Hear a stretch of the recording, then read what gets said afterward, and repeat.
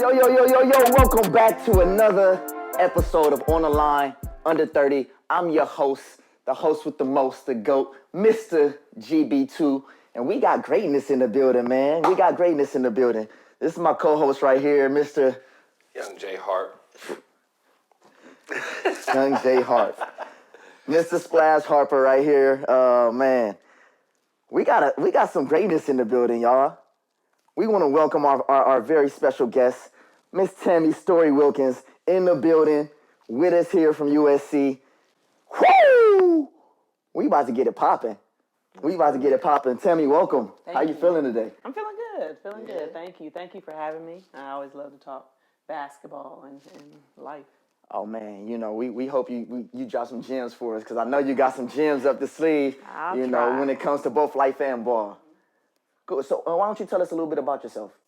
All right. So I grew up in Los Angeles, born and raised here on this block, in this neighborhood, and attended 54th Street Elementary School, Overright Middle School, was junior high back then, and Westchester High School, and then went on to USC, and then moved to Atlanta, and I'm back here home, loving it. Home and loving it. A lot of journeys. I love that. How did you get your start in the game? What's your earliest memory when it comes to the game of basketball? Earliest memories. So I grew up on a block where there were pretty much all boys. So I have three brothers, and then I have Will and Dion and Marty and Johnny and James, and so those are all the kids on the block. There wasn't a lot of girls, and so I wanted to be with my brothers, and I wanted to follow them, and they were playing all kinds of sports. So I started in pretty much every sport, and just following after them. Somebody brought a ball on the block, and we didn't have a basket. We didn't have a basketball hoop. My dad finally put one on the garage door, but we just used to just shoot on the top of the garage, on the the roof. Oh, you just hitting the roof. Just hitting the roof, yeah. And then you bounce off, you get your rebound. That's it, definitely. And then my dad played when he was younger, and he started coming out there with us and, trying to give us gems and passing the ball and telling us how to shoot. And finally he put a hoop on the roof, and so he was able to, show us a little bit more in basketball. And I just started playing and liked it, loved it, just the strategy of putting that ball through that little bitty rim. And, got good at it, just staying out there, being out there by myself until it got dark and challenging myself against the boys. And, at first they didn't want me to play with them, but, once I started, learning how to play and getting better, then they let me come out, and I was appreciative of that. Oh, so you had to get better before you... I had to get better. Crazy. Yeah, Will wouldn't let me out there. They wouldn't let me play. But, no, I started, like I said, liking it so much, I asked my parents if they can send me to basketball camp. So, fell in love with the Lakers, because my dad was a diehard Laker fan, so that's all he had on the TV, and I would watch, and started, looking at the L.A. Times, at the stats all the time. So I was a math person. I love math, so I started looking at stats after every game, cutting out pictures, and I had my little scrapbook. And then finally saw a big ad for Norm Nixon basketball camp. And so it was on after that. Come on, Norm. Norm you Nixon, taking it back. 1982.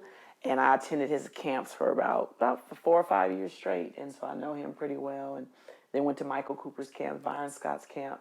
I was a counselor at Magic's camp. So just, they let girls in. It was co-ed, So I was like, okay, I can do this. And went there and shined. Oh, I love that. Was there ever any...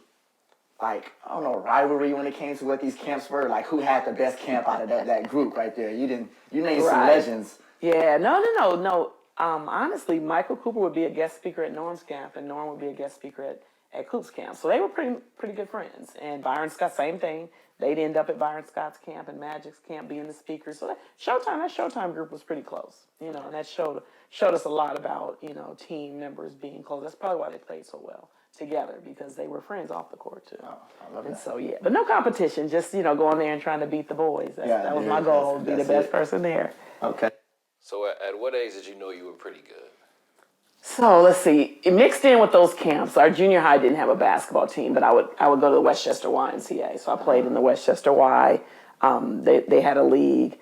Playing there and just seeing how I kind of excelled over some of the girls and was, kind of starting, and being a big part of a team made up of mainly boys. I guess I knew then, and that was probably around maybe 10 or 11. And 12 was my first year at Norm Nixon's camp, and I came back home with a trophy as one of the best campers there. So that kind of gave me a little confidence. Okay. And yeah, it told me that, okay, I was all right. I can do Yeah, I can do this. I can do that. I can make this a future of mine. So once I got to high school, starting as a freshman, playing all 4 years, and then ultimately getting a scholarship to college was, that really put. You came out the gate starting varsity. Yep. What was the team like over there? At Westchester? Yeah. So it wasn't a bad team. I mean, so my freshman year, I came in with another girl who was about 6'3". Her name was Trisha Stafford Oldham. Well, that's her name now. And Trish could play. So me and her came in as freshmen starting, and we just kind of blended in with, they had a team that were, about 6 feet. So it wasn't girls that were short. They had some pretty good height. They needed some, some athleticism and some know-how, to bring the I team guess that's up. what you brought to the table. Yeah, that's kind of what we brought to the table. Athleticism. The humble little brag. Playing against the boys. Somebody played against the boys and, could go out there and hang with anybody. So that's kind of what we brought to that team. So, we didn't win a lot my freshman year. Sophomore, junior, started winning even more. And then we won LA City in my senior year. So you were part of that team. What was that, 88? 88. So you brought that first city title to Westchester. I mean, what was that like to kind of make history in that?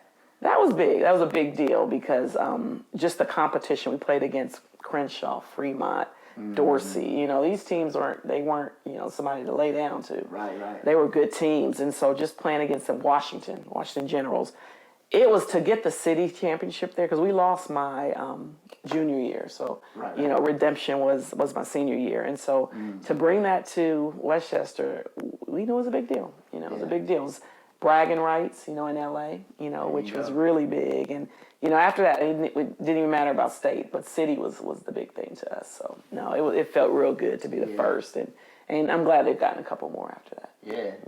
No, I love that. Who were those players that sort of gave you headaches back then? So Asia Brooks, she played at Washington. She was a big guard, kind of reminded you of Magic, where she'd back you in. And, I had to kind of guard her. Just trying to get around her was hard, and she could shoot. She was smart. She was about 2 years older than us, and she ended up at University of Hawaii, so she played there. Let's see, some other ones were Maria Elzy at Crenshaw, Allison Jackson at Crenshaw, Coco at Crenshaw, Yvette Perry at Dorsey, Linda Broomfield at Fremont. These were legends. These were city legends, absolutely. City legends. And it was a couple more. Dietrich Lockhart at Washington. Cherie Sampson, Washington. That's the team that you guys ended up playing in the city title, right? City title, yeah. Your stuff. Ooh, man, look. It was hard because we didn't beat them, up until that point. And once we got them, that's my senior year. That's always a sweet one right there. Yeah. Ooh, and they be tapping you all year long. All year long. And we you finally get them. And it's the most important one too. Yes. So yes. Wow. Okay. I love that. I mean, what do you say your game sort of boiled down to? Skill set. My skill set. I prided myself on defense, so I played defense. I would steal the ball. Love to take the ball. You say that again. I mean, it's a lot of people who don't like just the evolution of the game now. It's like defense don't even matter. And you got trainers who don't teach defense. Right. Everything is skill set. It's offense. Defense wins championships. I'm gonna be honest. Defense. I mean, your offense can come and go, but your defense is about effort too.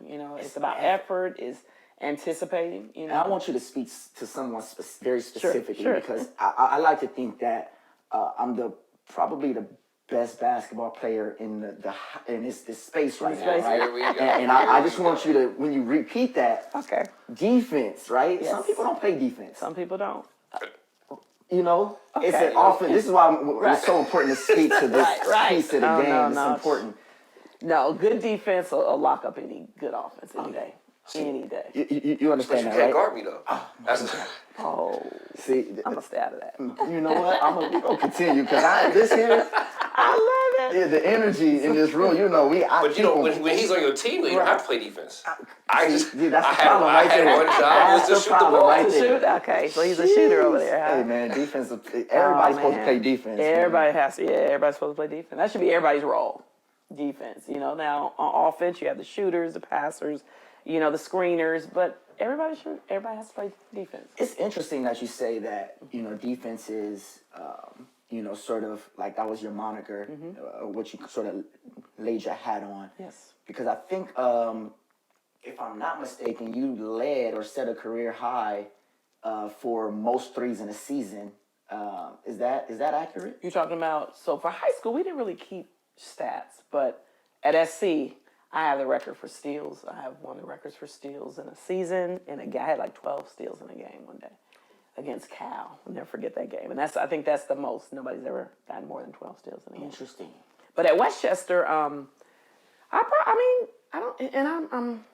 trying to remember. I don't think they kept stats a lot, but I could score. I could score at Westchester as well. But defense was where, like I said, I hung my hat on. Just anticipating, getting in the passing lane, locking someone up, taking that person who thinks they can dribble, just timing that dribble, and so it wasn't about containing, like it was the embarrassment. You had to embarrass them by taking the ball from Yeah, I like doing that. I like it. It didn't work all the time, but 85% of the time I would get my steal. I love that. How did the SC recruitment process go for you? That went well. So it's funny when I talk to my son now about I wasn't like I have to get a scholarship. I have to play basketball. I was more academic. So I got great grades in high school. Dean's list, principal's list. We got at Westchester. It's something to getting the red jacket. So those scholars at the end get a red jacket when you have a certain GPA, and that was my goal. So for school, I was like, I just want to go to school. And I was recruited by quite a few schools. And when it came down to it, I think I just was like, okay, I want to go to a school. I want a scholarship because I don't want my parents to have to pay for a school. That was kind of to take that burden off of them. But I think when it came down to it, I was like, all right, I'll stay home, play for SC. Great tradition, great reputation, championships, but also a great academic program as well. So I kind of just fell into SC, and I remember the coach there meet me in the parking lot to sign my letter of intent because he wanted, he was just like, I got to get it from you, because, they saw the things that I could do on the court, but more so the scholar athlete that I was. And so he met me in the parking lot, I think at lunchtime, and I signed a national letter of intent, gave it to them, and they were happy. So it kind of fell in my lap, but they recruited me. They recruited me pretty heavily, and enjoyed it. Took one of my official visits there, and I loved it. I said, I'm home. My parents can come see me play, so that was a good thing to be. Yeah, I looked out for them as well. My dad, especially, because I know he taught me the game. Yeah, and that's amazing. You want to speak to the scholar piece because you mentioned it multiple times. The scholar athlete, not just student athlete, scholar. Yeah, the scholar athlete. You want to speak to that? Yeah, just how I would say. A lot of that's lost into I think today. It's not so stressed upon. It's go play basketball. Some schools will try to take care of the grades for you. It's not really pushing towards getting. Let's try to make the deans. Let's try to get all A's. Let's try to do that. Right. How would you? Because you have a son. He's he's a senior this year. Do you push more for him to be? Would you? I guess more on the athletics or academic side than the athletic side. I'd say he's a smart kid. I'm an educator, so I know a lot of times, you show me some smart parents, and I'll show you some smart kids. Wow. Because the parent's gonna, teach that kid. It's their first teacher anyway. And so I knew my kids weren't gonna be, academically they're gonna be okay. But I do tell them, we have a standard in this house. You do the best you can. You do the best you can, and if that best is an A, if the best is a B, that's cool. If the best is a C, I understand that too, because things are hard to kids. As like I said, as an educator, I know that kids can put their all into a subject, and it's just hard for them, So even with my kids, I wasn't pushing straight A's, but I was saying, put the effort, the same effort you put in on the court, put it in your books as well, and you'll be all right, And I also think that when a kid is taking care of their academics, the athletics will fall into place, because you talk about basketball IQ, if a kid. I can tell, like, when I'm watching basketball and I see a kid that's kind of struggling on the court, just making bad decisions or not thinking the game, then in my head, I'm like, okay, he probably struggles in the classroom as well, because it's the thinking part, too, on the court that makes a good player. You have to think the game. And I think, some kids don't put the work in. They can be better. They can be a better, academician. They can be a better, student in the classroom. They can also be a better basketball player or a better athlete if they put the work in. And I think they go hand in hand. You know, my son is very cerebral. He's smart in the classroom. He gets very good grades. He thinks it through. He loves to do well in the classroom. And on the court, you can see the same thing. His IQ is high. Now he may not always make the basket that he's trying to make or shut down or lock down someone, but he's out there with the effort. But you can see him thinking the game as well, and that's important. Can you test some like the sacrifice that you have to make? Because I just know, high school and college, I'm on the bus and typing a paper because it's got to get done. Absolutely. Can you test like just going in high school and the difference between that when you were at USC? Right. Some of those academic sacrifices you made. Yeah, a lot of sacrifices in that, I couldn't just stay out late all the time, especially in college. You can't go to the party, even though you want to. You have to pick and choose. It's not saying that I didn't go to parties, but I can't go to every single one or stay out late, where my teammates or even friends might be drinking. I can't do that because I know, I still have to get my work done in the classroom, but then I still have conditioning and practice and travel. I have to be ready. I have to be ready physically. And I think there was a sacrifice, like I said, of sometimes I just had to say, nope, I can't go. I got to go home. If I'm at a party and it's going to wee hours in the morning, sometimes I have to say, nope, I got to get up in the morning. We have a big game tomorrow, or we have to get ready for, I have to get ready for a test, and that's coming in that next week. And I'll have to cut parties short, or I'll have to not go out to eat when, I have food at home for one, but then I'm at home where I can study and eat at the same time as well. So the sacrifices are just, the time. I can't put a lot of time in the pleasure. I have to put it in the business, which is my academics and my athletics too. Right. I love that. You spoke about being like the recruiting process from SC. We see now like how everything has changed and flipped on its head. I think, matter of fact, a few seasons before you got to USC, they had just started to give out scholarships. They weren't giving out athletic scholarships at the time. And so you were fortunate enough to be a part of one of those earlier classes who was able to receive an athletic scholarship. Can you speak to the importance of what that had done for not just, Black households in terms of the academic piece? Like you said, you don't want your parents to have to pay for school. Right, and so how do you think that's changed the effort being put into what you do on the court to actually earn that scholarship? Right, and that's I like that you mentioned that, because Title IX brought in, women getting the scholarships just like men were getting them in college.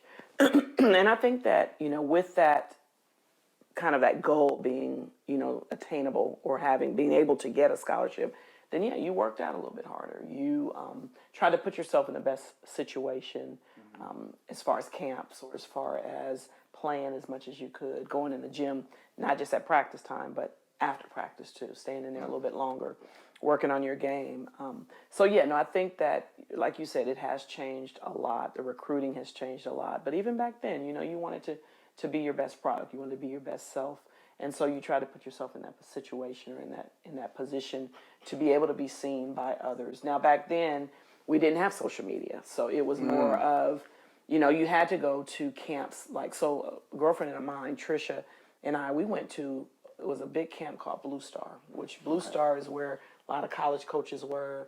It reminds you maybe of like the Nike camp now, the Nike Elite camp. ABCD camp. Right. It was invitation, but we were invited, and we ended up going and they had like a Midwest, a West, and an East camp, and we ended up going to the East because we know that they would always say the East is, East play harder than the West, and the West is a little softer than the East, and we wanted to go show them, we can ball on the West Coast too. So we ended up going out there, and not just to prove a point, but also to be exposed, or, to expose ourselves to those college coaches and to be seen, So that's kind of, like I said, with recruiting back then, you had to, video record yourself on big VHS tapes and send them to coaches, and show, big cameras, somebody filming your games, and that's what you had to send to coaches so that they saw how you played, because they didn't even travel around. East Coast coaches didn't always come to the West Coast, and vice versa, because it costs a lot.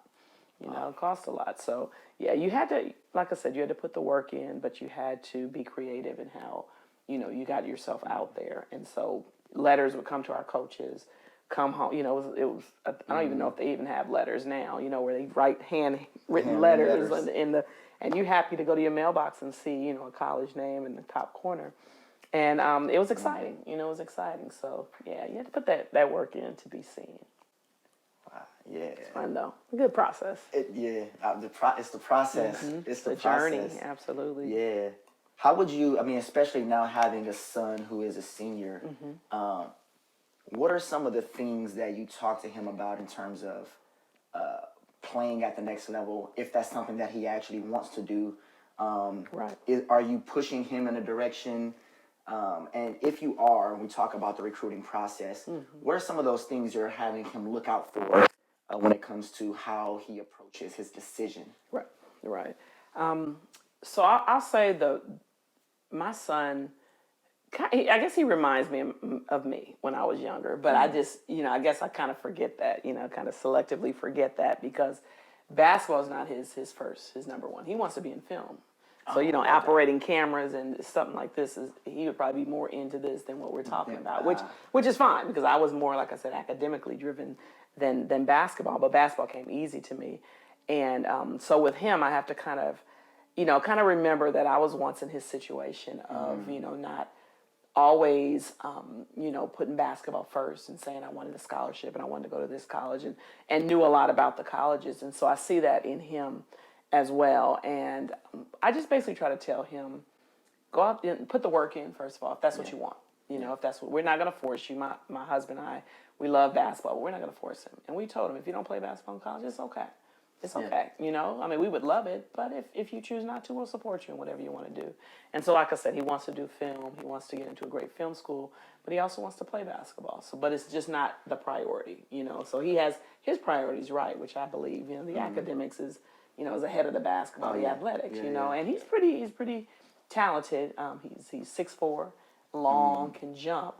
But again, because basketball's not his first love, I'll say.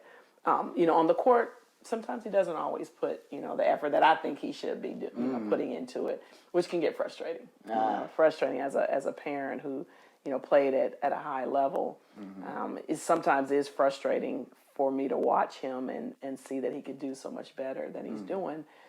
But when he comes off the court, you know, I have to kind of step back. You know, I have to be mom, you know, and you know that it doesn't feel good to lose. It doesn't feel good to, you know, not do what you wanted to do on the court. And so, you know, I have to pull back sometimes, which is hard, but I have to do it. I get it. For the sake of my so are you saying, you know, just for the sense of, I like to stir stuff up. That's it, stir it. I like to stir stuff up.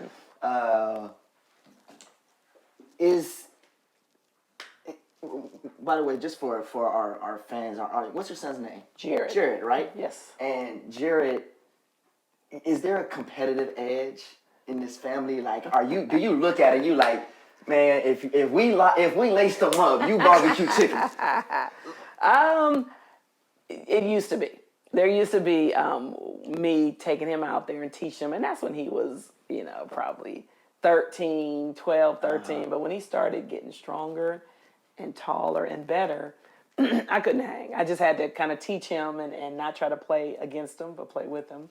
You know, just kind of be out there passing him the ball, rebounding the ball for him. But at first there was some, you know, let's go and play, you know, and I would get him at the beginning, you know, and try to teach him things as well in the process. But then, like I said, as he became better and smarter and stronger, you know, I get out there and I'm you know, feeling like I'm slow, real old and slow, real fast because he can dunk, you know, and he would I couldn't get by him like I used to be able to get by. And then I slowed down too because I'm older. My body doesn't always do what I want it to do like it did before. But yeah, it gets competitive out there. So now, I mean, I can still shoot. So sometimes I'll shoot with him. Jumper never leaves. It never leaves. I can shoot. So, you know, I think I'm a better shooter than him, but he can hold his own as well. So yeah, we get competitive with it. So who won the last one-on-one game? Oh, him. Okay. Him. Who won the last one-on-one between us? Me. Stop it. You gonna get on this? You gonna get on this podcast and lie to the people? This is ridiculous. I gotta see that. When was the last time you played? Him up. He's you know, it don't even matter. Last time you played, I know that. Stop it. We gonna have to lace him up. I'm telling you. I don't know. It's like, I can play you in Chucks. I want to see that. Chucks. So what was the sneaker when you coming up? When we were coming up? Chucks? No, we weren't. Converse going? No, we played in like we got a team shoe. I think we had Adidas. Adidas was bigger than Nike when I played. I remember my first pair of Adidas, red and white, white with red stripes, and the Velcro went across, and they were high tops. So we played in high tops.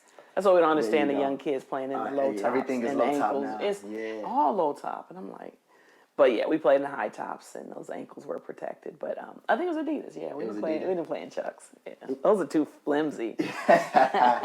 Too flimsy. Were you guys sponsored at that time at SC?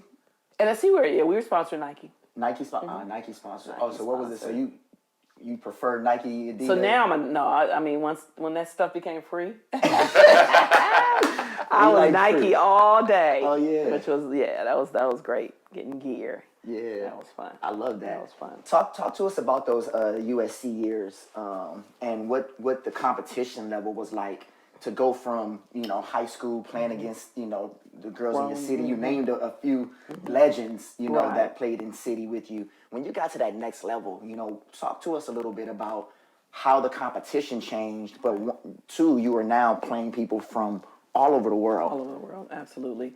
And so when I was in high school, I was fortunate to play, at different camps. So I met some of the girls that we played with in college.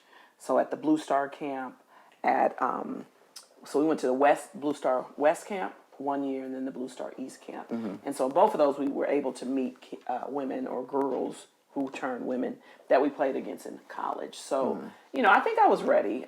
Also playing against guys like Cynthia Cooper met her through SC, and Cynthia would take us over to Isis Park. And my friend Trish and Linda and Tracy, and we would play with her. And she took no slack from men, but she taught us how to play against guys. And so once we got to SC, we would practice against guys. So we had the guys practice team. And it was a smooth transition. It really was. And like I said, I started my freshman year. I was quick. I was pretty quick. I was fast. So that helped a lot. And I still had my defense. Defense didn't leave me. So it was about timing. I would time the dribble, and it was just, again, thinking it. Or I would, immediately learn to play of the other team where I knew, I kind of anticipated where they were going to pass it, and I'd get a lot of steals that way.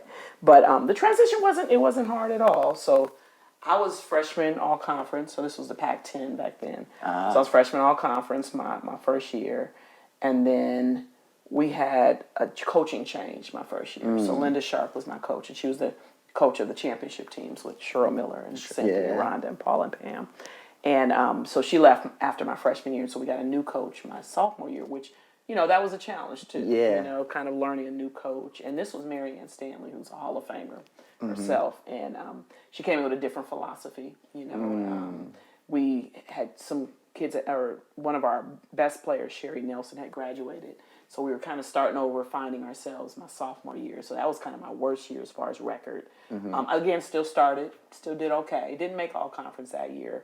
But then junior year, Lisa Leslie enters, and that kind of changed our whole season around. And then learning Coach Stanley's philosophy as well. She was big on defense.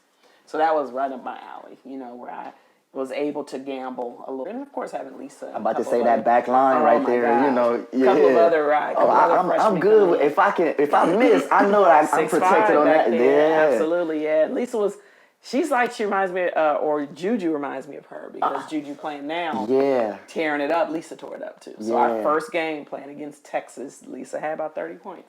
Lisa had about 30 points. Yeah, we'll come back to that. I want to stick with you on that, but I definitely love that you mentioned Juju and how that SC, how the game is translated and changed over the years, and now you add these new legends that's coming in. I know you're probably loving what you're seeing right now, but we'll come back to Juju. We'll come back to Juju. So the competition, like I said, I did okay. I did okay all my 4 years.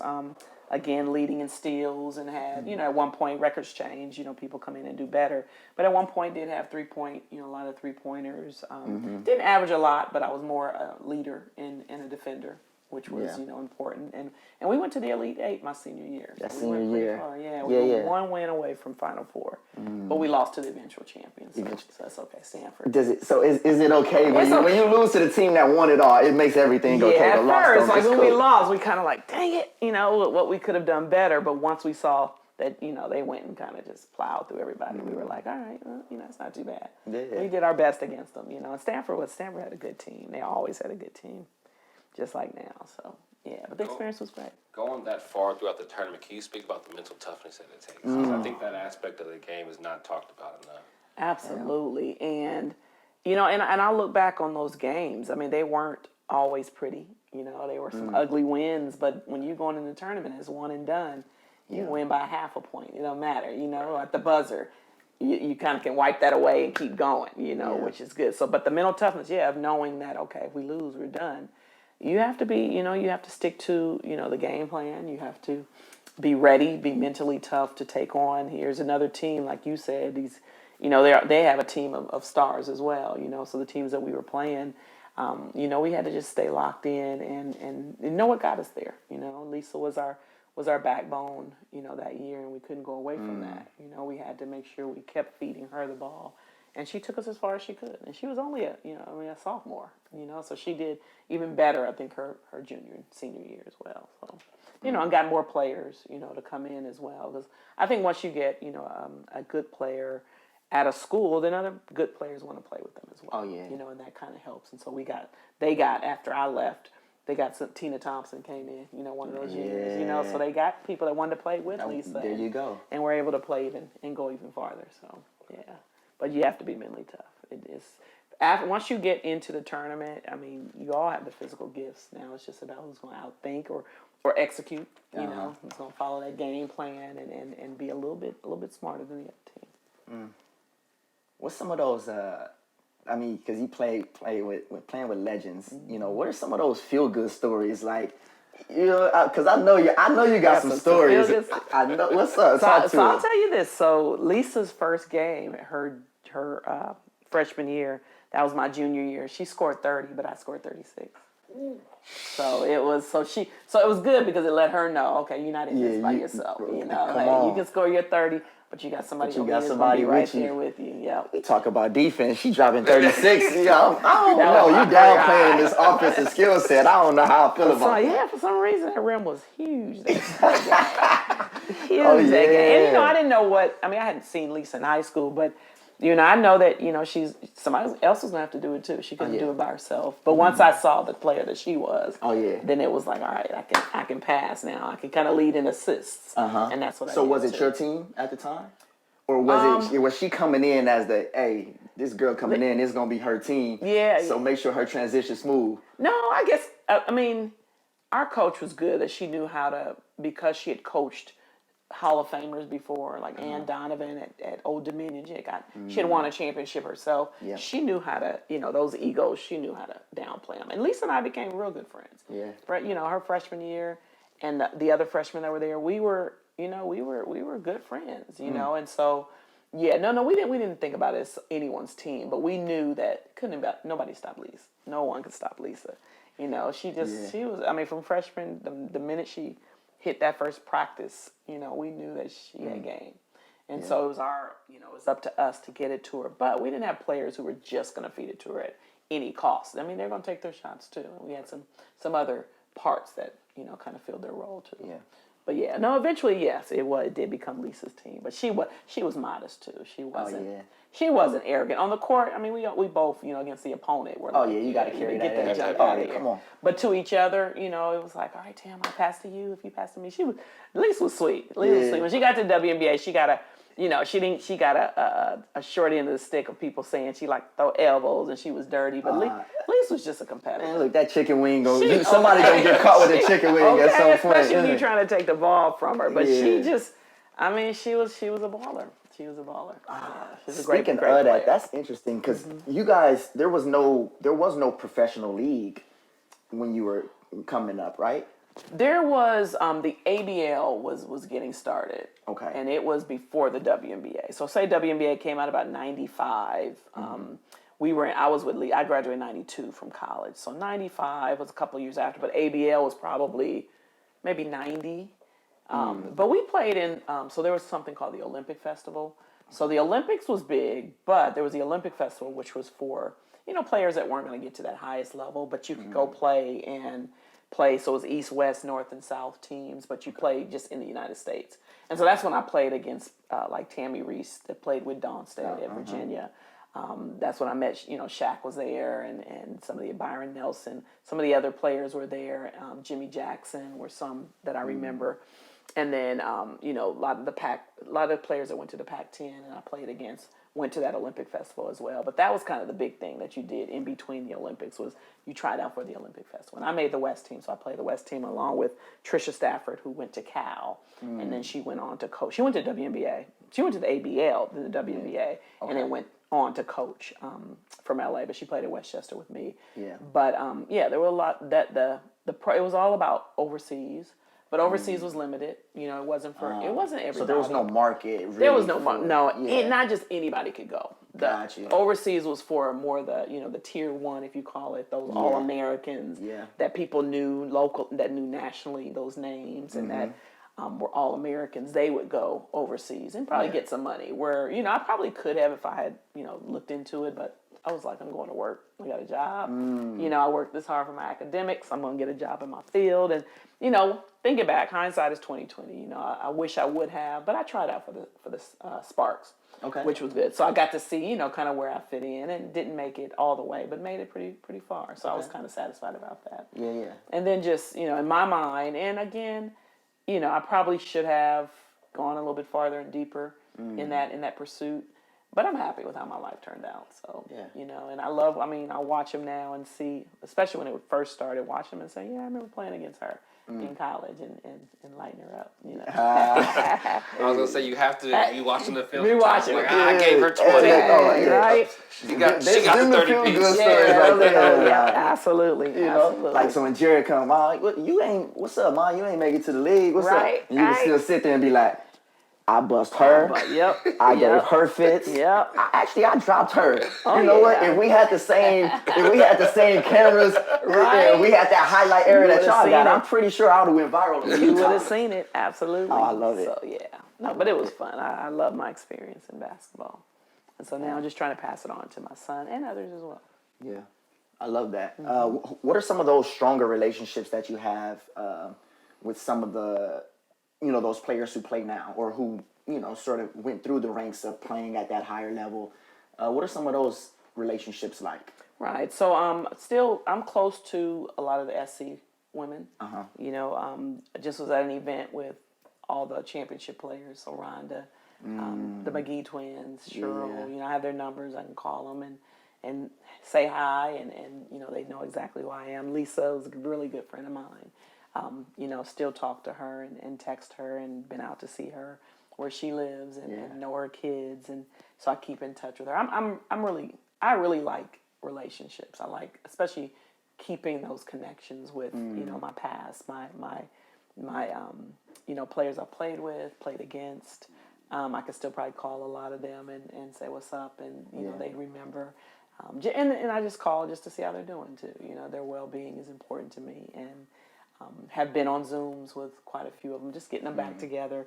We all go to the SC games now to see Juju, but it's good to support when jerseys were being retired. When Cheryl got hers retired, Lisa, the McGee twins, Coop, we were all there. So they invite all the alum back, and we just have a good time and meet some of the younger players too. Yeah. And then I would go back to SC. I was the athletic department had a mentor program, and they wanted former student athletes to be mentors. So I was a mentor for a good 3 to 4 years. So that's how I got to know some of the players who played like in the 2000s and, see them at games and, they still thank me today of just, being a confidant of theirs and just trying to give them what, kind of the experiences I went through and to help them through their, their rough patches at times as well. So, relationship's still strong for me. Yeah, I love that. And my coach. I'm really good friends with Coach Sharp and Coach Stanley. I just texted Coach Sharp on their birthdays, and Coach Stanley went to see her when we went to, took my son to see some HBCUs in the South, and they live in North Carolina, so I drove there and got to see my coaches, my old coaches. So the relationships are still good. So I had a great experience. Come on now. Do you think the coaches that you've had since from high school and college, how have they played a impact on your life? Oh, absolutely. So it's funny because my high school, high school, starting out in high school, you know, we have just kind of the math teacher or the PE teacher who's a coach and doesn't really know a lot about basketball. But my senior year, Trisha, who was the other All-American or the other LA, we were co-MVPs of the city, her cousin was there. And I think the story goes that so there was Miss Pendleton was our coach, and she was just a PE teacher, so didn't really say a lot. We probably coached the team ourselves. But I remember one practice, Trish was like, Coach Pendleton, can my cousin coach us?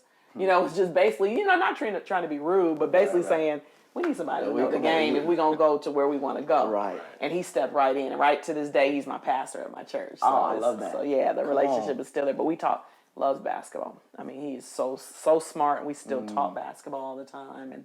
And he'll come and see Jared play, my son play, and kind of critique, you know, his game. But he was my high school coach. And then, so he just kind of showed us how to just play ball, you know, just go out there and use your gifts. If you're fast, and hey, go run by somebody, you know, and still play that D, hard-nosed D. But he was just a mastermind with plays and with presses and changing up the defense. He kind of thought the game that way, and that's how we learned to just, you know, the amoeba, the boxing in two, or the boxing one, the triangle in two. I mean, he would throw in all those little dummy defenses that would just kind of, that's how we were able to just kind of plow through league and then, you know, win that championship that year. So he had a tremendous effect on me, and just being a good person, you know, being humble and modest. And, you know, we didn't, even at Westchester, even though Trish and I might have been the top players, we still tried to include all of our other players in that. And you know, hey, if I got a jumper that I know I can hit, and I see, you know, somebody under the basket wide open, I'm going to try to get it to them so they can get a basket as well and fill a part as well, because they are. We couldn't have done it by ourselves. Yeah, absolutely. And then Coach Sharp, so she was there my freshman year. I only had her 1 year, but just her resume speaks for itself. 2-time, you know, back-to-back champions, you know, managing all these Eagles. And I mean, you had Cynthia Cooper, Rhonda Wyndham, Cheryl Miller, Pam and Paula McGee, Yolanda Fletcher, J.R. Reed. I mean, all those are some bad girls. She spitting them out. She managed them. And so, you know, just seeing her that last year just kind of, you know, pass it on to us of, you know, you guys can be champions too. You know, you can play at the highest level. And so she put us against, you know, that competition that maybe we didn't win, but at least we were able to be seen and able to, you know, see what the top competition looks like. And then Coach Stanley's just amazing because, like I said, she came in with her philosophy, and she had to follow in the footsteps of Coach Sharp, but she had her own resume as well. I mean, she was from Immaculata Heart, the women's team that got inducted into the Hall of Fame. She was a part of that team. She was a championship coach at Old Dominion, and then she's gone to the Olympics, won a gold medal. I mean, so she even had her resume, and she came in, took over, and like I said, we had a little bumpy patch that first year, but after that, once we started buying into her philosophy, you know, it was like, and she kind of taught us how to, you have to study the game. You know, film is important. You know, film don't lie, and so that we would say we were sprinting, coach, and she showed us that film, and it's like, no, you weren't. You can see it right there. The film, you know, film doesn't lie. Yeah. So she kind of taught me how to, you know, kind of, you know, be honest with yourself. Yeah. You know, and then put the work in. If you're not doing it, do it. Yeah. You know, that's how you become a better player. So they all had an impact on my life. I love that. Stay right there with that, because you're mentioning, you know, studying film. What does it mean to be a student of the game? Being a student of the game just means watching others play, watching, and not just watching others play, but seeing kind of why they do some of the things they do, as far as certain passes, seeing how, you know, different angles for, say, passing into the post, or, you know, just the real subtle things of pump faking and seeing when you should and when you shouldn't. Defensively, you know, studying the game to see how the best defenders defend, their body position, you know, where their eyes are. You know, a lot of good defenders aren't going to be doing this out there. You know, they know how to back up. And that's one thing my coach showed me too. You know, you back up, you keep everything in front of you. in that way. You know, we still had the little point in your ball, your man in the ball, and you know that when it gets here, you should be up on that person, but just a student of the game is more also knowing, those people who came before us, who paved the way for us, who worked hard, who spoke out, especially for women's rights in athletics.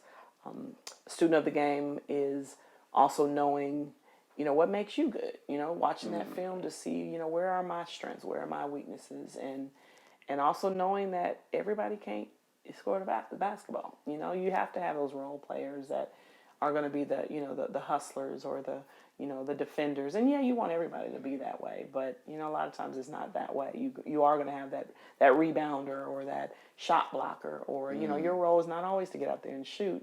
Give it to someone who's a little better at that, or who's closer to the basket and can get an easier shot.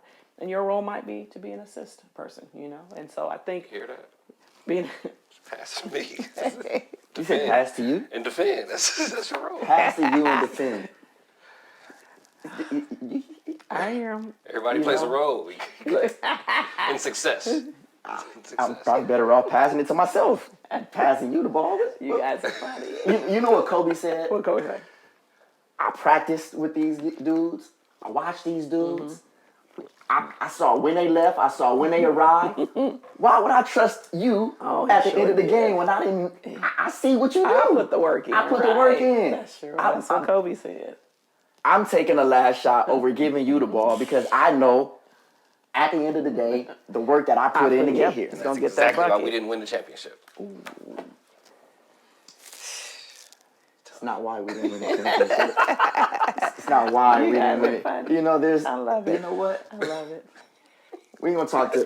We're gonna box him out, and we're gonna stay here. This is gonna be a. I love it. No. This dude is he's all class, world class, man. One of my better teammates. I love it. Who also, we went to high school together, Okay. and also played in college together as well. Wow, So what college? we out South Carolina, Newberry College. Nice. Yeah, shout out to Coach Davis. All right, doing his thing. That's it. Appreciate you, Coach, everything that you gave us. So now we get to sit here and talk to some legends because of some of the things that you've instilled in us from the top to the bottom. Minds, I love it. It's great. It's great. Yeah, just so that we can stay on that legend of what USC is. I said we would come back to Juju. Who's one of the young women who are elevating the game of basketball. You got to see, especially over the last couple seasons, where these world class scorers are just here. You got your Paige Beckers, you got your Caitlins, you got your Angel Reese's, you got all of these women who are taking the game to the next level. Speak to what that means to you to be one of those trailblazers who set the path of people who came before. Like you are one of those people that these young women get to follow. What does that mean for you? Thank you. It means a lot. It means a lot because it for them to want to follow in our footsteps means that we did something right. It means that we conducted ourselves with class, with professionalism, but also we showed the hard work and the heart, which I think is important. One thing I must say about Juju is she could have gone anywhere. She could have gone anywhere. And at SC, we weren't, lighting it up. We weren't lighting it up. We weren't, in the Final Four every year, and especially for the last couple of decades. And for her to stay home and to bless SC with some homegrown talent. Yeah. To know that, okay, I'm gonna come and put SC back on the map. That's a lot of responsibility. Yeah. And for her to do that that's awesome, man. It gives me chills, because again, she could have gone anywhere. She could have gone to those winning programs, the UConn, the Stanford, now the South Carolina. Yeah, absolutely. But to say, I'm gonna put that team back on the map. I'm gonna put my home school back on the map. Says a lot about her character, about her confidence, and she's doing it. She's lighting it up. And a lot of people, and I even tell my son this. I'm like, a lot of young players, young student athletes want to go to a school that's already established. Like they shun the HBCUs because they're not in the spotlight or they're not tier. But it's like if you're that good, then you go make that program good. Because what is it saying about that you don't want to go to a program that's won the last 4 championships, and are you that person? If you're that person, then, or do you just want to go there and sit on the bench? But if you're going to a program and you might be the man at that program, then go make another program. If you're the man, put that program on the map. Yeah. And more will come out of that than just saying, okay, you led that team to a back-to-back championship. They were already good. Right. Why not go make your home school or HBCU or a smaller school? I commend those people, those top tier All-American high school players for choosing schools that weren't the best, and then they elevated them, because with Juju now, with her, as well as she's doing this year, and, to me, she's already gotten success, no matter how far we go. But I think better players will also follow her.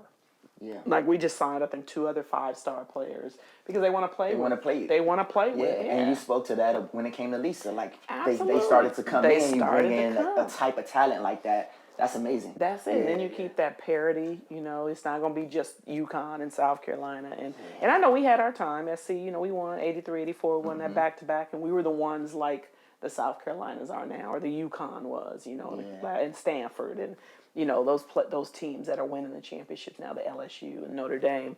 SC was that back in the day, and we did. We took after Lisa, we did take a little dive and kind of plateaued a little bit. But now with having Juju, we can truly say that, we're back in the national spotlight. We're a ranked team, and not that rankings mean everything, but it means somebody sees something. Yeah. And I think for her to take that on is really big of her, because she could have gone and played with Paige, and the South Carolina players or any of the other, players that's playing well. She could have played with any of them, but she said, I want to come to this school, and I'm gonna put them back on the map. And we're so proud of her. Would you compare her to Lisa Leslie in the sense of the effect she's going to have on the program for years to come? Absolutely. I think, like I said, with her choosing to come, because Lisa did the same thing. Lisa could have gone anywhere as well, and she stayed home. And she was number one. I'm sure in her day, she was the number one player. Scoring 100-something points. I mean, you gotta be, and then Juju being the number one and staying at SC. I think that it says a lot about their character. It says a lot about their competitiveness, about their drive, and about that. I want to win a championship, but hey, I'm gonna do it my way, and I'm gonna be the face of it. Not saying that she was saying that, or Lisa either, but they were like, where I go, people follow, and then the next thing I know, we're gonna be, championship, and then people will keep following because now SC will become a winning program. Absolutely, and then other schools will become that, where their homegrown kids will stay home and make their program good, and I think that's commendable of her. Yeah, absolutely. Yeah. I love it. I think that there's, you mentioned programs like going to like HBCUs and sort of staying home, and some of those programs where your talent can help elevate these schools, but you decide not to go there. How important do you think that it is for, inner city kids who have the talent to take their talent to programs that better serve them, like HBCUs? Where we can get, those programs sort of on the map. I know that there's an exposure issue that we've been facing where, kids feel like they won't go there because there's no resources or, you're not getting any exposure, TV games, or when you make it, it doesn't mean anything because you're playing at a lower level. Like, how do you think that influences decisions, and is it important for inner city kids to start making those decisions to go to HBCUs? I think so. I think that if you have, especially athletically speaking, if you have game, it's going to be found no matter where you go. I mean, I don't care if you go to Africa, part of Africa, and play. Somebody's going to see you, and then they're going to tell somebody, and they're going to tell someone as well. And I think even if, like you said, kids, and I think there's some great players at HBCUs. I mean, I think they just don't have the notoriety. They just don't have, because they're not on national TV. The HBCUs aren't on national TV all the time, or, don't make it to the Final Four or the Sweet 16. And so therefore, you don't know a lot about them. But I think it's important, especially in the climate that we're in with, with equity, with those players choosing to go to an HBCU can bring resources to our school. Could bring, winning sometimes does that. I mean, I hate that. Winning at all costs kind of makes people want to be a part or want to give. But I think if our inner city kids, go to something that was built for them in the first place, it was built for it was built for blacks, and put it back on the map and show. That there's some winning players here. There's some kids giving effort. They're giving just as much effort as someone else. They just sometimes don't have, again, the resources, to be that top team, or the schedule. They're not scheduled against other teams. But I think if you put some of those HBCUs against some of those top teams, you'll see some competitiveness. You'll see them hanging. And they may not win, but you'll see that, hey, we play just like y'all play. We put our uniforms on just like you guys put your uniforms on. And then hopefully that'll bring more resources, and that can help the academic part of those HBCUs as school as well. Who knows, the boosters might come back and put some more money into the schools. And I know that there are some people that are, some philanthropists that are putting money into these HBCUs. But I think if some of the higher level student athletes start attending there and committing there, then I think even more so people will put more money into it. People will come out, the seats will be filled in the arenas. And maybe, who knows, they have to build another arena, and the city will get behind them as well. So, I mean, I think that money that's following these big time programs that are not, the PWIs, they can pour them into the HBCUs as well. It takes some brave souls to, because a lot of them want that, that one and done, and those colleges that always put people in the pros, and, that's what, and I think sometimes it's what our parents, the parents of those kids want. It's not always the kid, but it's the parent, who wants bragging rights of their kids, to say my kid went to Kentucky or went to Georgia in football. That's real. So, I think parents and guardians need to let the kids sometimes decide. And expose them to it. Take them down there and let them visit. Yeah. And they'll see that, man, there's a lot of blackness here, which is awesome. So having gone through the recruiting process and now being a parent through the recruiting process, how has it changed? And then how has social media played a factor? Yeah. Easier access to kids. Like I said, when I was growing up, it was a phone call, or and of course at certain periods it was the letter. So you have to handwrite or type out that letter or that form letter and mail it. Which is a longer process than just kind of a text or a tweet or a like on a social media post. But it's changed where now things go viral. Where you can, somebody in another part of the country can now see, at the snap of a push of a button, can see somebody playing that they never probably would have been able to see or would have gone across the country to see. Now they just see it on their on their pages. So it's a lot more access. I don't have to film it and then put it on the have it on the VHS tape and then fold that up, mail it to somebody who you hope it gets through the mail, you hope it gets to them, and you hope that when they get it, they open it and they watch it. It's easier to just kind of you follow it on social media. So yeah, social media has really again made the access a little bit more. It's kids that you might not have ever been able to see, you now can see.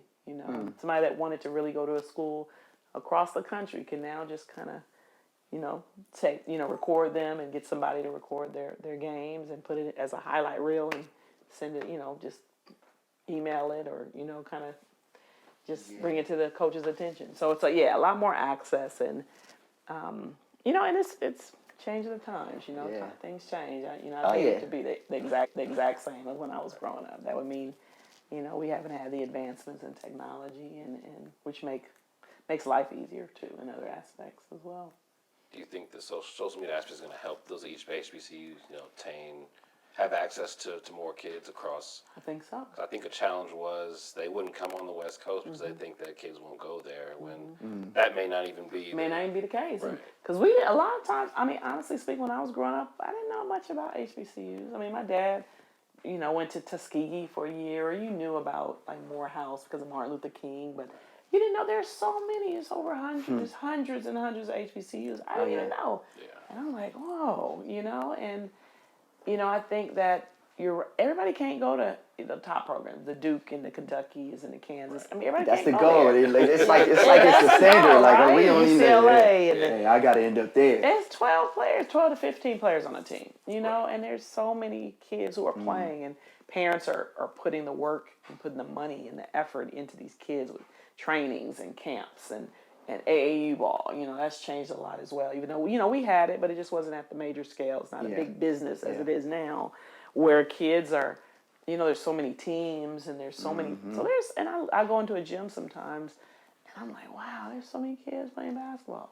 But again, all of them can't go to those, those select few schools that are that are always winning and always at the top. And so HBCUs, they get now to see kids who, they maybe never would have discovered, but now they can just kind of look on, just take a few minutes, some hours to look on Instagram or look on Twitter and and see that it's a lot of kids out there playing ball.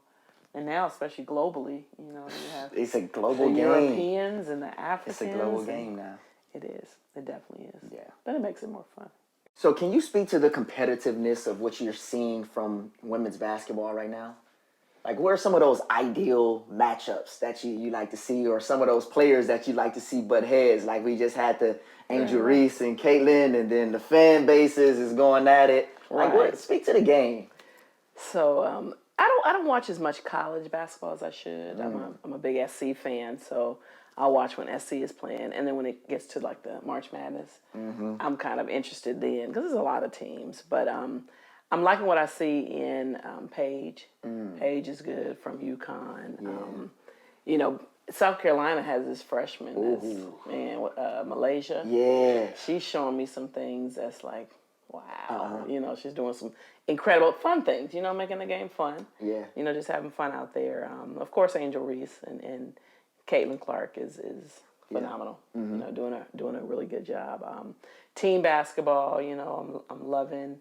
Like, I still like watching Stanford. And UCLA is killing it now. South Carolina, I love watching them as a team play. Yeah.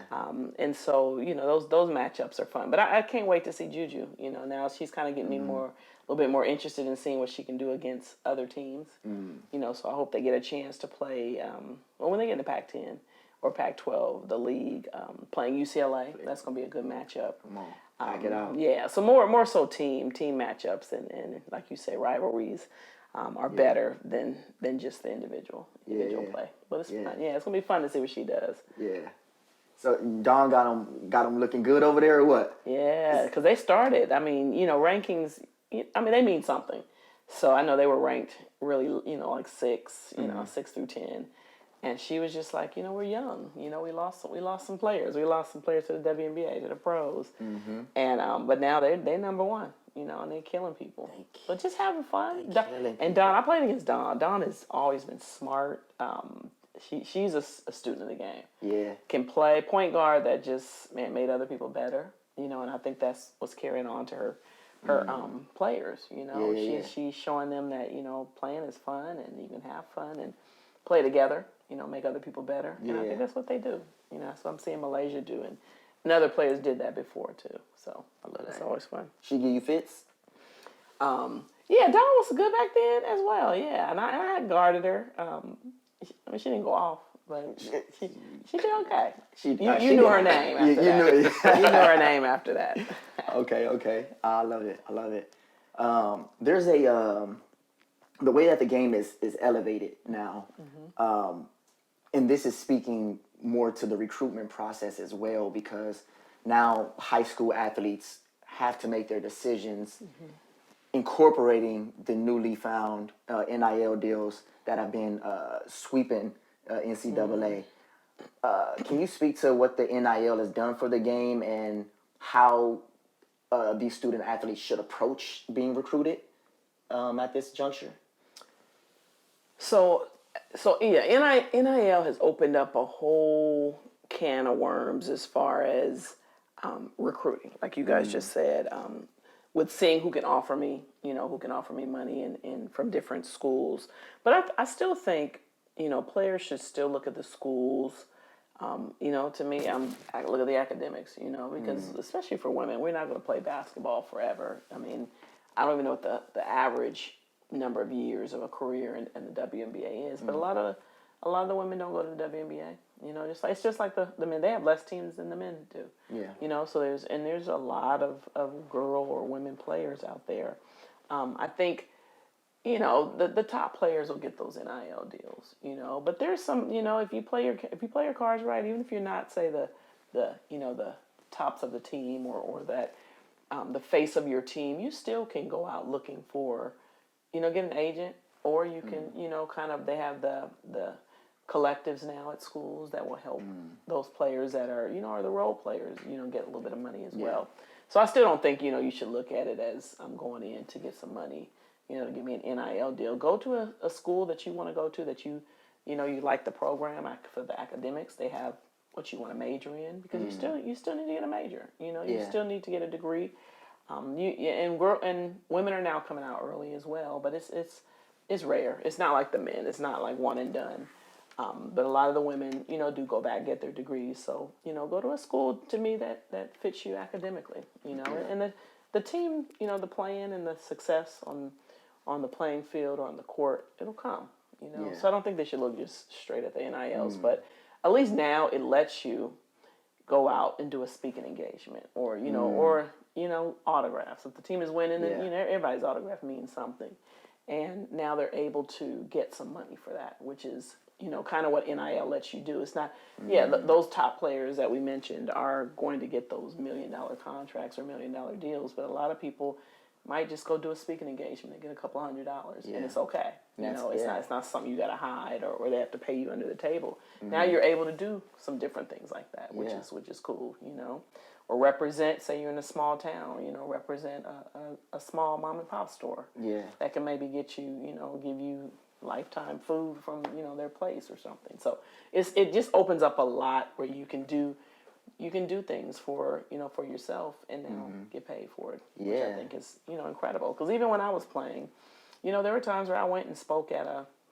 Special Olympics or, you know, represented, and, you know, I wasn't the face of SC, but, you know, they needed somebody to represent, and so I would go, and, you know, I wasn't able to get anything from them, you know, which not that I was doing it to get something, but, you know, they could have, they could have, or even wanted to maybe pay me a couple of $100 just for my time.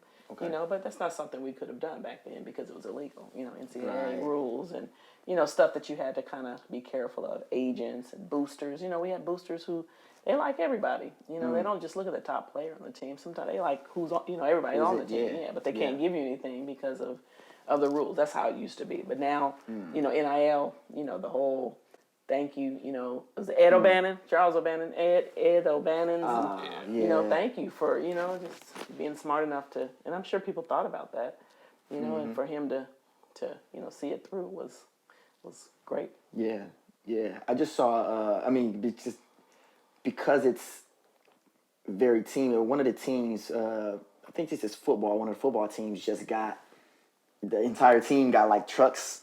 It's Utah, right? And so, you know, it's crazy just to see, what's that, Toyota?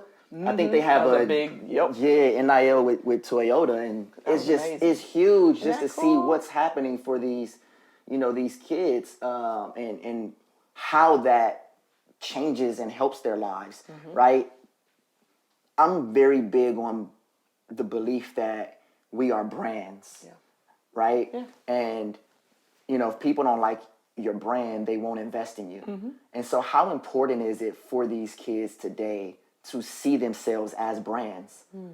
Like, not necessarily as a product, but, you know, you're a brand. I agree with you. I think that, you know, just who we are as people, you know, our character, as well as who we are as student athletes, you know, that all builds or, you know, plays into our brand. You know, we are, you know, unique, different than other people. You know, we bring different talents, we bring different skills, and sometimes, you know, skills that people don't even know about. You know, there's student athletes that could be musicians, and, you know, could be authors or you know, singers, you know, that you just don't know about because, you know, their athletics kind of trumps everything. But yeah, no, I do agree that we are a brand, and, you know, there's a lot of people that have that entrepreneur, a lot of student athletes that want to be entrepreneurs. You know, they want to start their own businesses, and, you know, for you to be able to like I know with LaMelo Ball coming out, when he was coming out, it was, he couldn't even have his own shoe or his own apparel brand because of NCAA is like you're paying yourself, you're making money off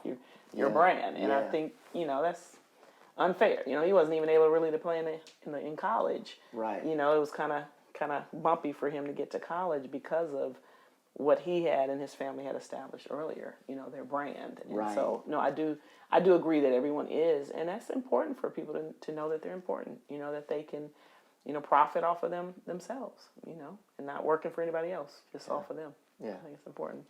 It's amazing. That's great insight. I love that. Switching gears to that after basketball, you're talking about a brand. Can you touch base on just talk more about your nonprofit organization, H.A.L.O? Right. So it's funny because when I officially started H.A.L.O in 2015, so basically I got it. I went through LegalZoom and got it official.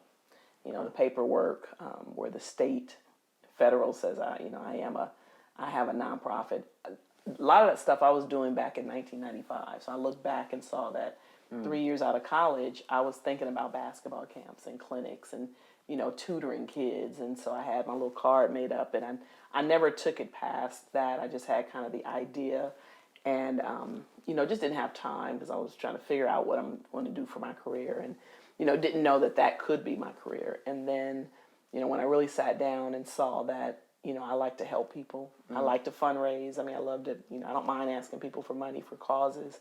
And, mine was, once I started teaching, just being able to help kids, especially inner city kids. And that was, academically, that was athletically, extracurricularly, with different activities and programs. That's kind of the stuff I like to do. I like to bring people together and put things together and, be that mastermind for that. And so that's when I said, let me just start my nonprofit, a nonprofit that would, and it wasn't to make money, but it was more to legalize it or to have a little bit more, if I talk to people about it, it could be a little bit more official and they can know that, they can get a tax write-off if they donate. And then that money would all be put back into schools or kids or, just to pay for other nonprofits, activities. And so that's kind of what H.A.L.O does. And it stands for helping to advance the lives of others.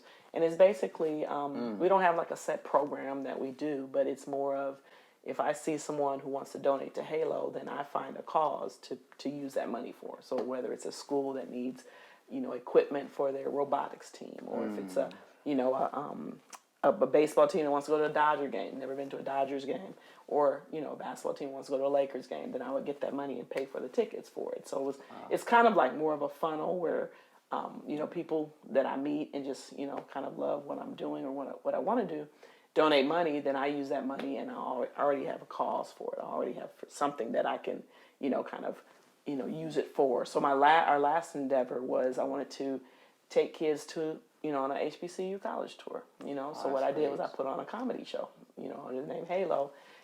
Got some comics and I got a guy, Lester Berry, who helped me put it together and, sold tickets, had it at the Miracle in Inglewood, and all that money went to paying for them to go on this HBCU tour. So it's kind of how I'm working with my nonprofit is, just finding a cause and then getting the money to pay for, that activity or that program or that, that experience for kids. Yeah. That's kind of what I want to do. That's amazing. How do donors gain access to be able to, pitch in and help? Is there a website where we can find that? Sure. My website is H.A.L.O for Youth, H-A.L.O, the number 4, youth.org.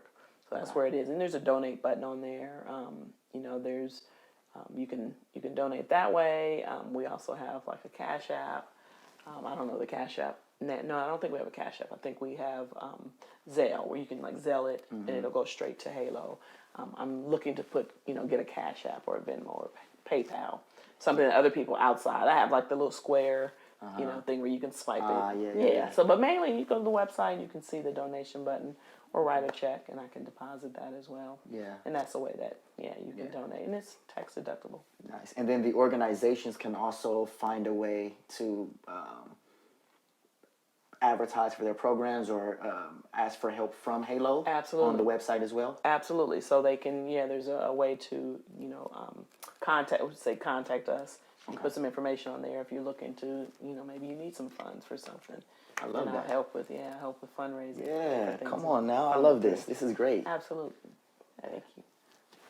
So you touched on robotics. How important is that just to bring that to the inner city where it's not a popular thing for inner city children to be involved in and want to do? How do you what drove you to make that and to want to fund those type of activities? So my sons went to a charter in Inglewood, Wilders.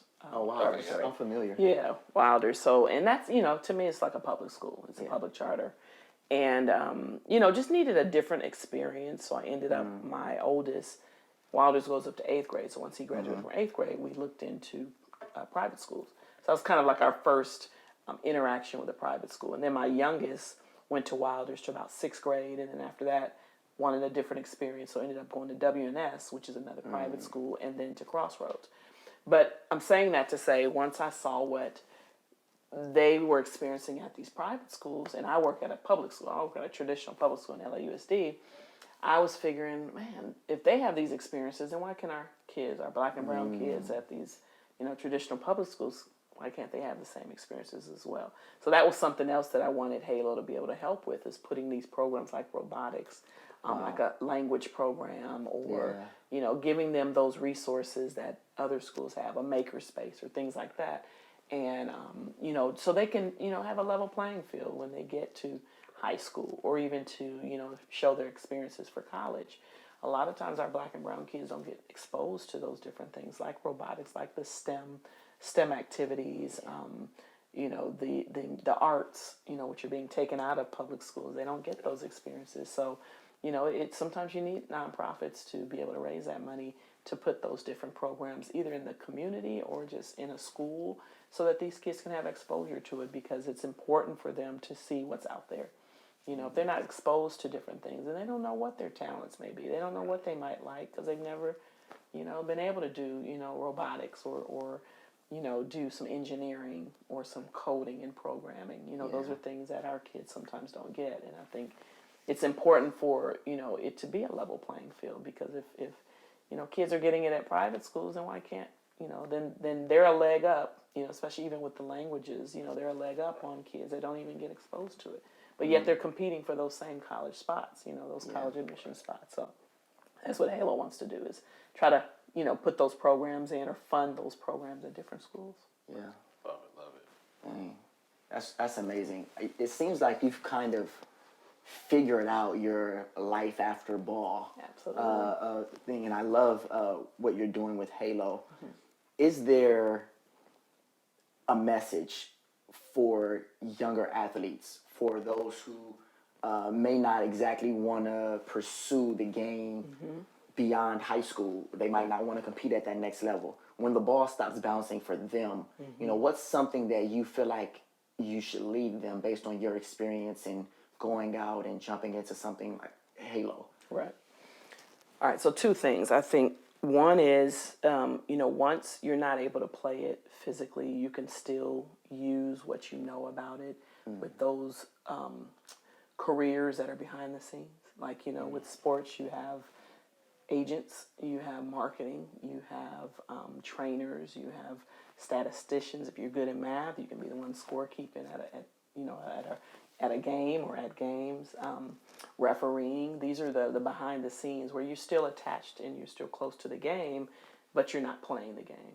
It's kind of like the producing behind shows. You can be behind the scenes. So I say to, student athletes who, no longer are playing, that there are fields and careers that, that can keep you close to the game, and you can still use your love and your passion for playing that sport. You're not playing, you're kind of helping. You have development, you have on different pro teams, or work on a college level. You can work in the athletic department. So I say that if you still have a passion for that sport, you can find careers that are still keeping you around the sport.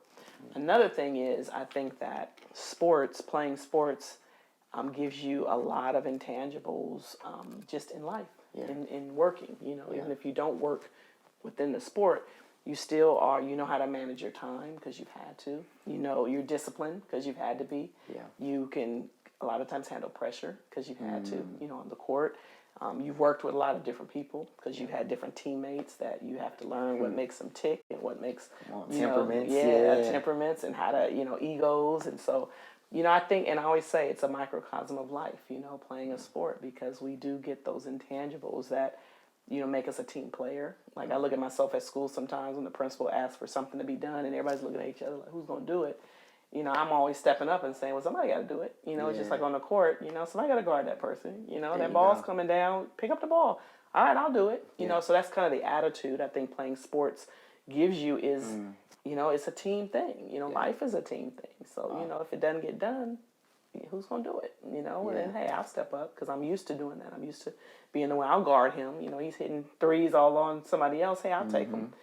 Because I feel that, I have the confidence to stop that person because somebody has to. Somebody has to. Yeah, if you want to win, and winning in life takes us, being that team player. Yeah. You want to win, put Tammy in. Yeah. I love it. So that's what I tell them. You can, even if you don't play, even if you're not around the sport anymore, you still have those intangibles that make you, somebody that an employer is going to hire because they know you play sport. I think student athletes are, some of the highest hires of companies because they know the things that they've learned is, and even if you're the one that doesn't play a lot, then you have to learn, you're humble, so you have to learn how to still be a team player even though you're not playing in the game. And so I think playing sports brings us a lot. So don't stop playing. Don't stop playing. Don't stop playing. When the ball stops bouncing, doesn't mean the game is over. Doesn't mean the game is over. Stay on the court. Stay on the field. That's it. I love it. Thank you. I love it. Come on. That's it. Yeah. Before we wrap it up, yes, gotta ask you, Mount Rushmore basketball. Okay, so that's this basketball period. Is that men, women? What you want? Oh. Can I? What? I mean, I hear that you grew up on the block busting all the dudes True. down. So we gotta go period. So you gotta just go period. You want my Mount Rushmore, 64th Street? All right, let's see. My favorite players are, and I'm gonna go. I gotta go old school. So Michael Cooper was one of my favorite players. And I think just him, being valuable as first of all he came off the bench, but he was the best defender on the team. He was the toughest on the team. He'd always get into fights because he was like, I'm gonna protect my teammates. Oh yeah. So I think he was very valuable. Didn't have to, he didn't have to score a lot, but he made an impact in the game. Does that make him greatest sixth man ever? I think so. Yeah. Oh yeah, I think he should be in the Hall of Fame. And I know Cooper's he's been on the ballot a couple times, hasn't made it, but what's preventing him from jumping that leap? Like what's happening? I don't know if it's just because maybe he was a sixth man. They think I don't know if there's any other six men who have been. So does that mean Hall of Fame? Right, because you got the Lou Wills who's still right. Did Ginobili make it? Ginobili made it. Ginobili made it. Okay, so I don't understand why Coop maybe because he didn't score a lot. But he was on 5 championship teams. He was in where the Magic was. You gonna say that? Is Draymond? Because he don't score a lot. He played defense. Draymond, he's gonna probably be Hall of Fame. But he's not my Mount Rushmore though. No, right. Because they probably gonna be all Lakers too. Because I'm Magic. I'm old school, so Magic. Magic. Okay. Yeah, Magic.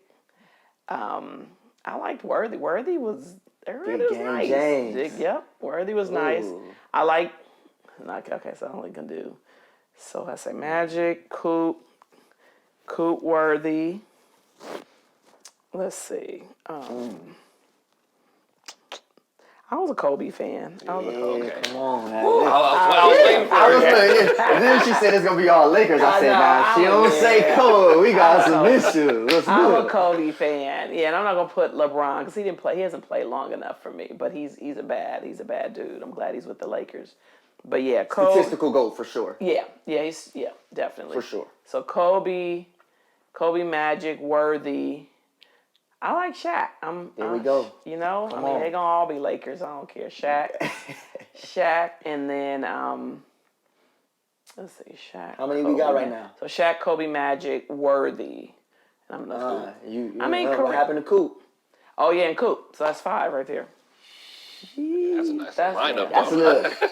That's my You might five. could put them up against anybody. Right? Keep it In G. their prime. Nice little role play. You got you some know? defense. You got some domination. You got some domination. You got some domination. You got a killer on the team. You got the Yeah. point guard. You got a real you got assassin. Assist, point guard. There Yep. you go. I like it. Small forwards. I got all the positions. That's my Mount Rushmore.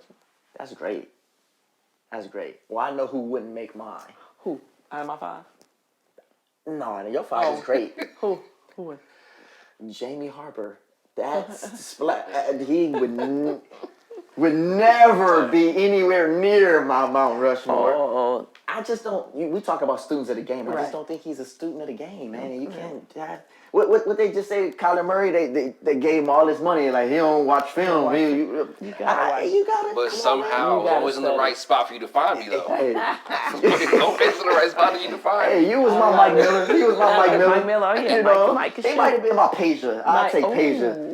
Yeah, Yeah, Paige can Paige, shoot. ooh. He can shoot. Oh, I mean, and you being a shooter, man. What's like, who your best shooters? I wasn't a shooter. I could shoot, You could but shoot. I wasn't a shooter. See, I don't know, man. I heard don't think- stories really? about how you used to bust people down on 64th Street, give them the blues.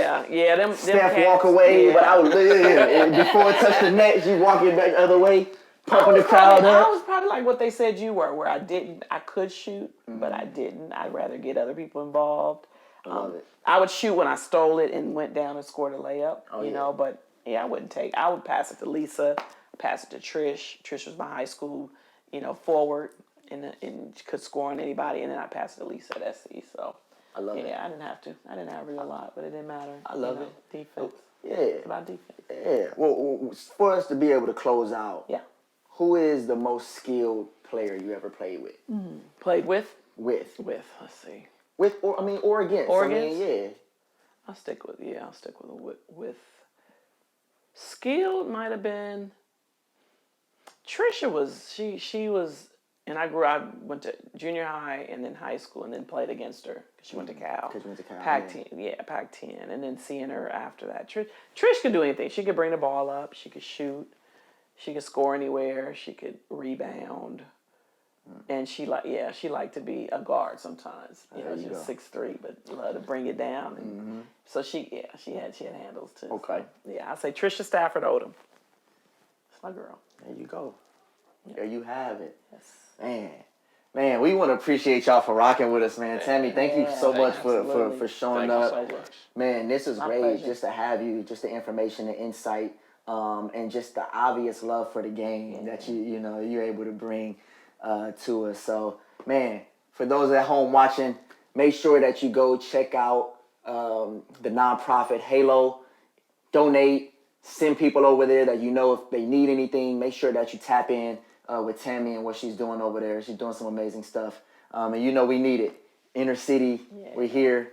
So, we appreciate you. Thank you so much. I appreciate you guys so much. Man. Keep doing what you're doing, you guys. Oh, no, we love it, man. Thanks for Information. having us. That's it. Thanks for having, putting up with the nonstop debate that is this man right here. I love it. That's it. That's what it's about. Have fun. Yeah. And you got to show up for the one-on-one because when we play, I need you to witness how bad I do this, man, on the court. I gotta see you guys play. I gotta. And you see talking you about no guys dribbles, 3 dribble, 1 dribble, 2 dribble, no dribble, man. I love it. Yeah. So, all right, we got a couple guests, in mind that we would love to have on the show that you personally connected to. I know we want to get Jared on the show for sure. Okay.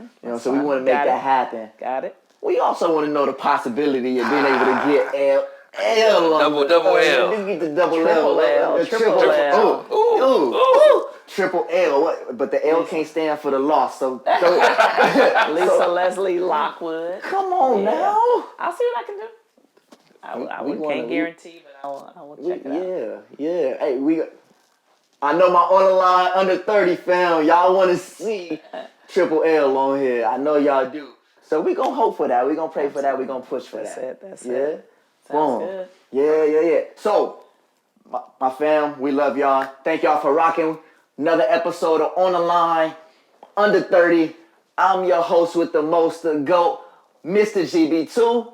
We got a GOAT legend, from the inner city, Westchester, USC, and doing her thing globally with H.A.L.O. is about to be there. So, Tammy Story Wilkins, thank you so much for rocking with us and being with us. I got my man, J-HARP, best shooter in L.A. I love it. He gonna stress me out, man. He gonna stress me out, man. But I love him. I love him anyway. So we gonna rock, man. We'll see y'all next time with another episode of On the Line Under 30. Peace.